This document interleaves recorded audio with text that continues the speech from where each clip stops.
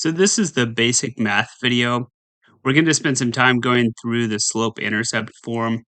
In economics, we use formulas for lines and curves, so it's good to know how to use these formulas to plot the curves and to understand why a line or a curve looks the way it does. This is going to be a quick refresher for some and entirely new for others. And not everyone is going to even need this video. If you're taking a calculus class, you're probably already understanding this stuff, and you can go ahead and skip the video. Now, it'll be pretty basic, so you can go ahead and skip around if you need to. I'll put the timestamps in the description below. So if we're going over something and you understand it, feel free to skip forward. All right, so we have our graph here, and this is just a simple graph. I think most people have seen this before. So our horizontal line is our x-axis, and our vertical line is our y-axis. Okay, so the horizontal line, the x-axis, that is where y equals 0. And the y-axis, the vertical axis, is where x equals 0.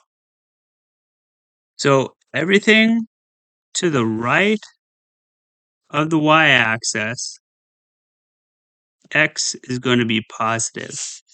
Everything to the left of the y-axis, x is going to be negative.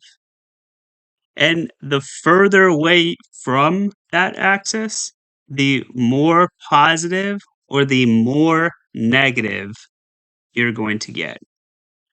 If we look at the x-axis, everything above the x-axis, y will be positive.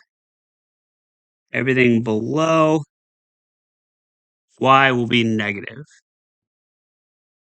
And again, the further you go away from the x-axis, the more positive or the more negative you're going to get. Now, when we plot points, we plot them x first and then y. So if we look at these quadrants, we're going to look at this first quadrant up here, this top right quadrant. So x is what we've plot first, and x is positive. And then we plot y, and y is positive. And this quadrant here is what we use most often in economics.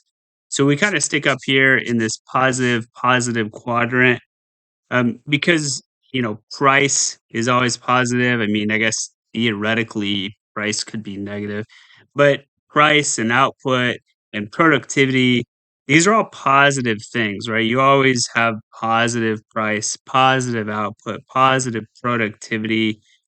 So we always kind of plot in this top right portion. So if we just go through these other ones really quick, x is going to be positive, y is negative. This is a negative, negative. This is a negative, positive. But again, we just kind of stick up here in this top right quadrant, this first quadrant for most things that we do in economics. All right, so I went ahead and added the grid lines here. I think it's a bit easier with grid lines to kind of see what's going on as we plot points. So we'll go ahead and use the grid lines when we start plotting our points. So the key here, and what we're gonna be looking at in this video, is this y equals mx plus b. Okay, and this is the slope-intercept form. So if we look at our slope-intercept form, our y is going to be our y variable. So that, if we go back to our graph here, that is just the second variable on our point. Okay, the m is going to be our slope. So that's going to be how steep or flat our line is. And I'll explain that a little bit more once we start plotting everything, but just kind of keep that in mind. M is our slope. The x is just our x variable. So again, going back here, it's just going to be the first number on our point. And our b is going to be our y-intercept. And this is a little bit confusing because we have a y and we have a b, and the b is our y-intercept. It can definitely be confusing. But just remember, our b is our y-intercept. So it's the spot on our y-axis that our line runs through. So if we had a line like this, the B is this spot right here where the line crosses. So just kind of keep that in mind. We're going to be plotting things and we're going to be looking at lines, and it'll all make sense kind of as we start doing things, okay? Our B is our y-intercept.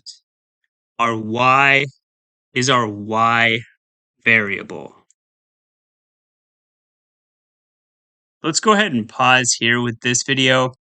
I don't want to go too long on these videos, and this is a good stopping point. On the next video, we'll start plotting some of the more basic lines, and we'll have one more video after that where we add on to what we do in the second video.